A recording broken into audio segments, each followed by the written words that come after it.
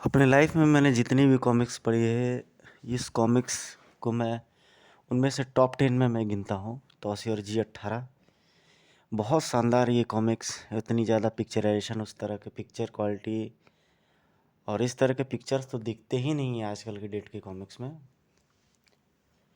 खूबसूरत, जैसे लगता था स्वयं किसी कलाकार ने सोच करके क्या बना दिया है, वो शब्दों में बयां पाना मुश्किल है।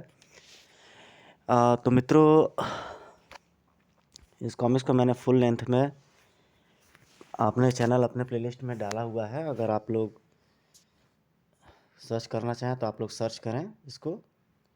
चलिए एक बार शुरू से मैं इसकी स्टोरी को रिकैप करा देता हूँ। बिल्कुल स्टार्टिंग से थोड़ा पेजेस इसके इधर उधर है और ये इसका फ्रंट कवर रहा तौसी और G18 का। बेहतरीन कॉमिक्स ऑफ द एरा अगर कहा जाए तो इंडिया में अगर कुछ कॉमिक्स बनी तो उसमें से बेमिसाल कॉमिक्स है। पर्सनली ये मेरी बहुत अच्छी कॉमिक्स मुझे ये लगी है। थोड़े पेजेस इधर उधर है, हालांकि पेज नंबर 1-2 की स्टार्टिंग कहीं और से हुई है। चलिए कोई नहीं, मैं आपको स्टार्टिंग से ही रिकैप करता चलता हूँ। ये नेवला और एक और जो बस्ती का सरदार रहता है उसके बीच में पैसे के लेकर के लेन देन होती है, डीलिंग होती है। वो उसे कुछ रिश्वत में देता है कि 2 ग्रुपों में लड़ाई हो जाए और तौसी का तख्ता पलट किया जाए, इस वजह से उन्हें पैसा देता है। ये आगे चलते हैं, दिखाते हैं आपको।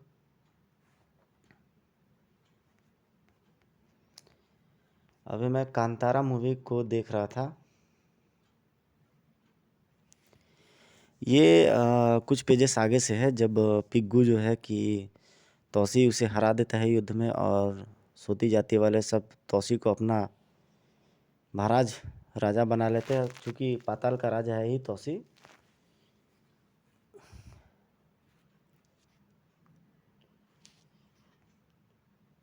यहाँ पे तौसी की जय जयकार होती है, सम्राट तौसी जिंदाबाद जिंदाबाद। पृथ्वी अगले सीन में दिखाई देता हुआ। ये रहा फर्स्ट पेज तौसी और G18 का, ये मैंने प्लेलिस्ट में डाला हुआ है।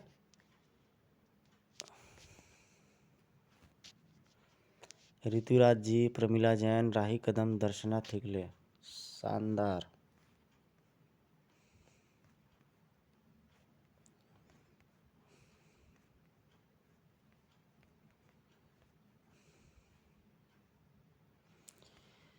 ये सीन है जब ये दोनों लोग पृथ्वी और त्रिभुवन अपनी गुफा में एक योजना बना रहे होते हैं।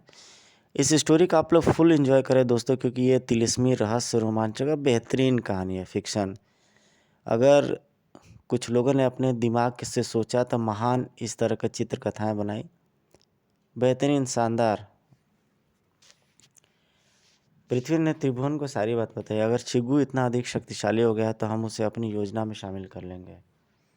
उसी समय दीवार पर एक खाका उभरा। अरे मूर्खों, मुझे तुम्हारी योजना पर तरस आता है। कौन कौन हो तुम? मैं हूँ G18। तुम लोग ऐसे महापराक्रमी इच्छाधारी से टकरा रहे हो जिसका लोहा सारा पाताल ही नहीं, पृथ्वी के शैतान भी मानते हैं।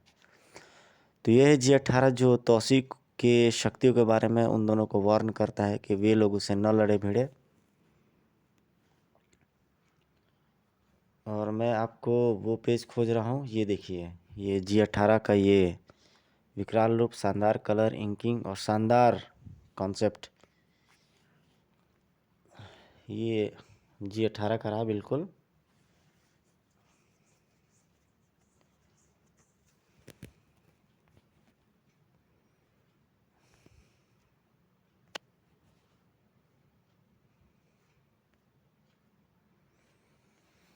ये सीधे राज दरबार का सीन आ गया है G18 में।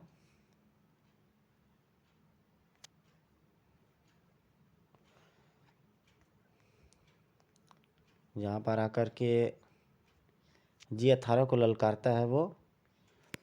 उसके प्रत्युत्तर में G18 भी कुछ कड़े शब्दों का इस्तेमाल करता है।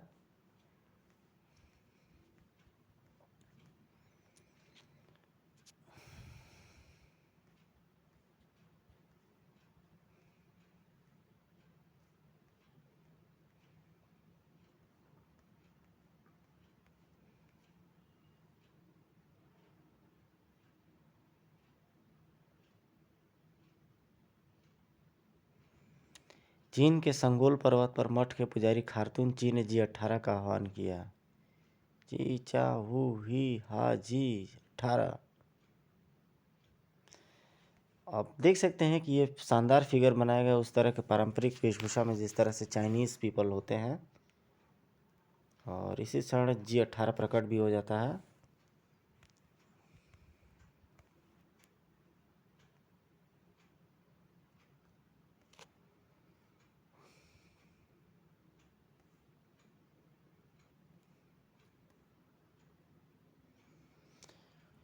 यहाँ वो तौसी के साथ आर्गुमेंट करते हुए G18। और ये 4 फनों वाला सर्प रहता है G18। आप देख सकते हैं कि शानदार बेहतरीन कलर इसका G18 का।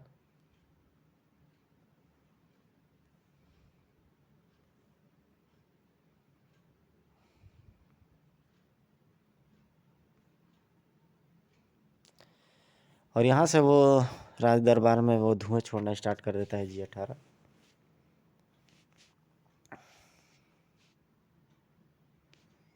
तौसी को उठाकर वो फेंक देता है और खुद उसके सिंहासन पर बैठ जाता है। और अब मैं सिंहासन पर विराजमान हूँ। मेरे लोगों, साथी, आओ और देखो, सर्व देश की राज्यसभा को मैंने किस तरह पंगु कर दिया है। बाहर खड़े G18 के समर्थक अंदर घुसा है। यहाँ तक दोस्तों मैंने आपको करा दिया है पेज नंबर 40 तक।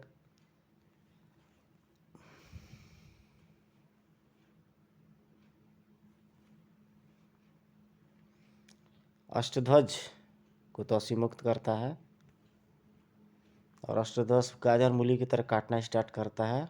उस खजाने वाले द्वार में जो भी लोग आते हैं उन्हें गाजर मूली की तरह अष्टध्वज काटना स्टार्ट कर देता है। तो ये है तौसी की पावरफुल पावर्स।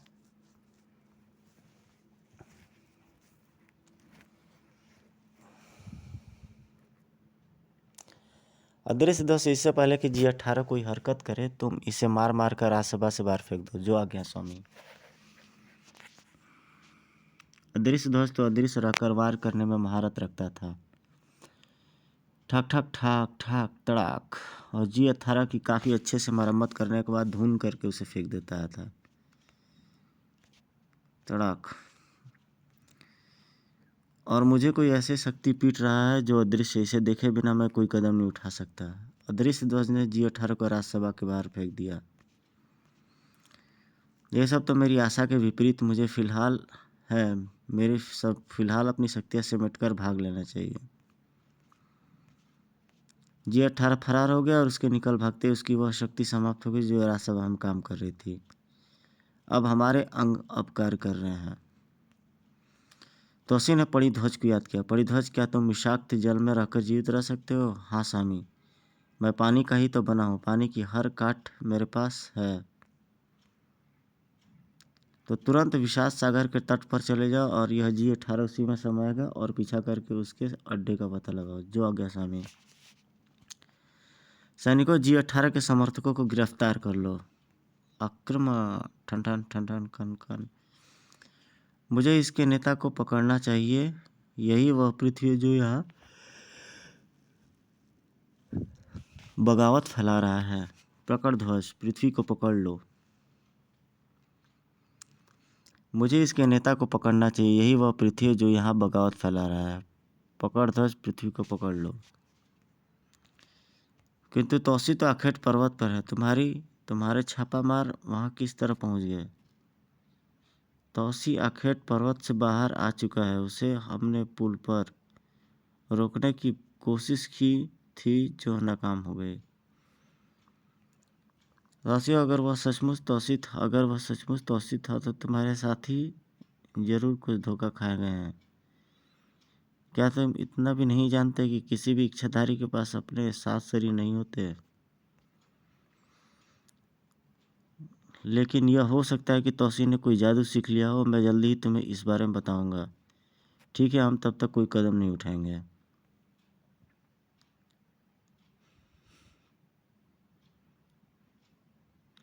तौसी आखेट पर्वत से उन वासियों के साथ लौटा जो वार्षिक उत्सव में सम्मिलित होने गए थे।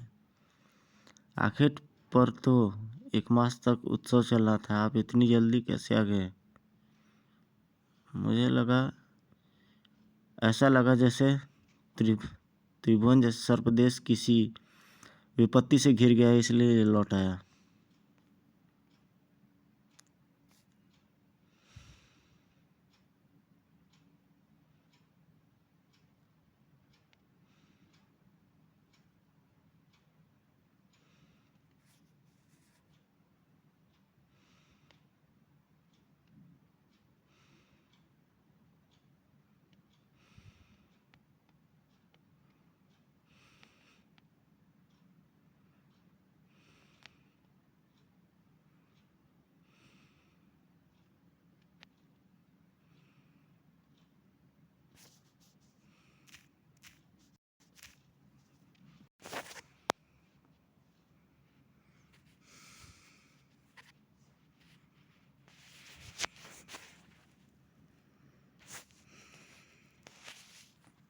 की हत्या करने वाला स्वयं पृथ्वी था, जो पिग्गू की हत्या करने के बाद लोग के अंदर अमेरिका और चीन के 2 वैज्ञानिक मौजूद थे।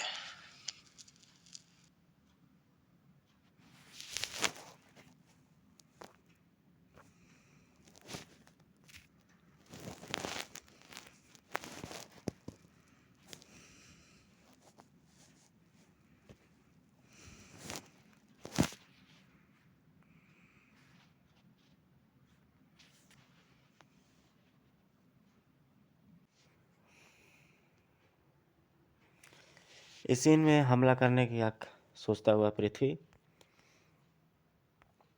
किंतु पृथ्वी को तौसी बांध देता है अपने पकड़ ध्वज की पावर से।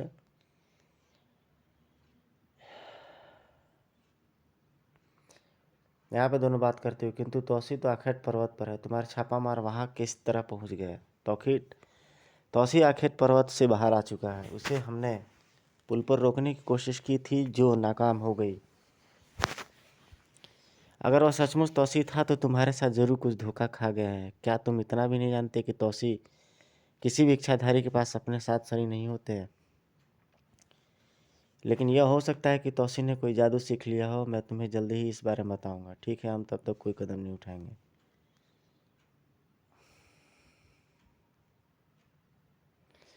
राज्यसभा में घुसे G18 के समर्थकों को बंदी बना लिया गया और सबको कारागार में डाल देने के लिए आदेश तौसी ने दिया। सबको कारागार में डाल दो और पृथ्वी को राज्यसभा में पेश किया जाए। जब तक हम ना चाहें, तुम पकड़ ध्वज के बंधन से नहीं मुक्त हो सकते। कोई भी शक्ति इसका बंधन नहीं काट सकती। अगर ऐसा है तो तुमने G18 को क्यों नहीं पकड़ा? क्योंकि मुझे उसके अड्डे का पता लगाना था, जो तभी लग सकता था जब भागकर अपने अड्डे पर पहुंचे। किंतु अब तुम्हें सच्चाई स्वीकार करनी होगी। तुम सर्वदेश के नागरिक नहीं हो सकते। तुम्हारे बारे में पिग्गू ने बता दिया था। तुम G18 के सेना नायक हो। बोलो तुम कौन हो? अगर तुम्हें मेरे बारे में सब कुछ पता ही है तो मुझसे क्यों सवाल करते हो? क्योंकि मुझे नहीं लगता कि चीन का यह शैतान पृथ्वीलोक से सेना सहित यहाँ उतरा होगा। तुम निसंदेह पाताल के वासी हो। बताओ तुम्हारे देश का क्या नाम है? अगर तुमने सच सच बता दिया तो हम तुम्हें क्षमा कर देंगे। मैं मौत तो स्वीकार कर लूँगा, किंतु अपनी जुबान नहीं खोलूँगा। अब इसे कारागार में डाल दो। हम इससे यह सवाल बाद में करेंगे कि पहले G18 के समर्थकों को होश में ठिकाने लगाने की ज़रूरत है। G18 के भागते ही उसके समर्थक भी भाग खड़े हुए हैं। मनादी कर दो कि सर्पदेश में G18 का कोई भी समर्थक पाया गया तो उसे देशद्रोह के जुर्म में मृत्यु दंड दिया जाएगा।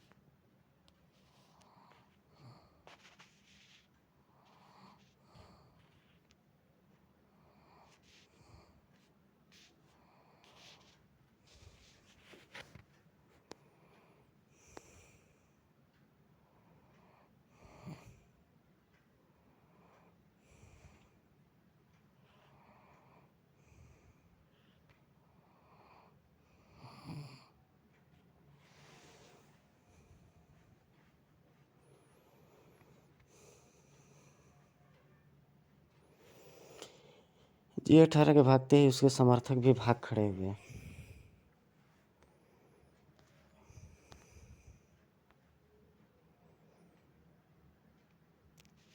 बस्तियों के पार G18 G17 पे वायरलिंग गया। लोडिंग करो।